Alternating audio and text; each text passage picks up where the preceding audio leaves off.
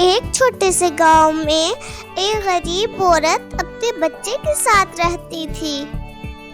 اس کا شوہر فوت ہو چکا تھا اور اس کا بیٹا ابھی بہت چھوٹا تھا۔ حالات سے تنگ آ کر اس نے سوچا کہ وہ لوگوں کے گھر میں کام کر لے۔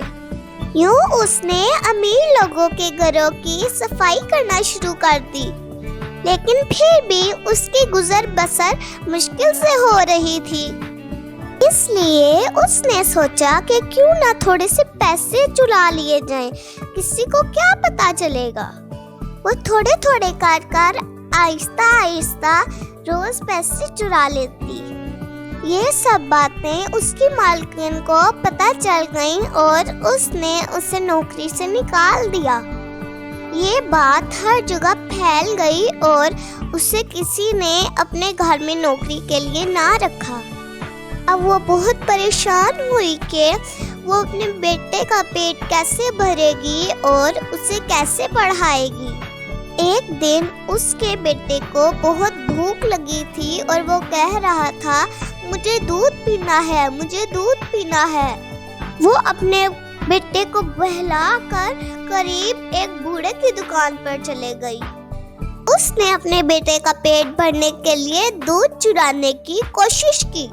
وہ بہت ڈری ہوئی تھی، لیکن اسے اپنے بیٹے کے لیے یہ کرنا تھا۔ لیکن ایک دم سے ایک آدمی نے اسے پکڑ لیا اور شور مچانا شروع کر دیا۔ دکان میں موجود لوگ اس کے ارد گرد جمع ہو گئے اور وہ جاہل کہنے لگے کہ یہ چور ہے، اسے مار ڈالو۔ لیکن دکان کا مالک جو بہت بوڑھا شخص تھا، اس نے لوگوں کو سمجھایا اور کہا، اس نے میری دکان سے چوری کی ہے تو میرا حق بنتا ہے کہ میں اسے سزا دوں۔ اب بوڑھے آدمی نے دکان کے اندر جا کر اس سے پوچھا کہ تم نے چوری کیوں کی؟ تو اس نے بتا دیا کہ میرا بیٹا بھوکا تھا اور میں مجبور تھی۔ اس پر بوڑھے آدمی کو اس پر بہت ترس آیا اور اسے معاف کر دیا۔ بوڑھے آدمی نے صرف اسے معاف ہی نہیں کیا، اس کے گھر میں بھوجن اور کھانا بھی ڈلوایا۔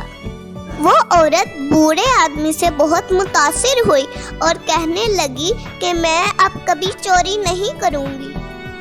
پھر بوڑھے آدمی نے اس عورت کو اپنی دکان پر کام کے لیے رکھ لیا۔ اس عورت نے دکان پر بہت محنت سے کام کیا اور چوری بالکل نہ کی۔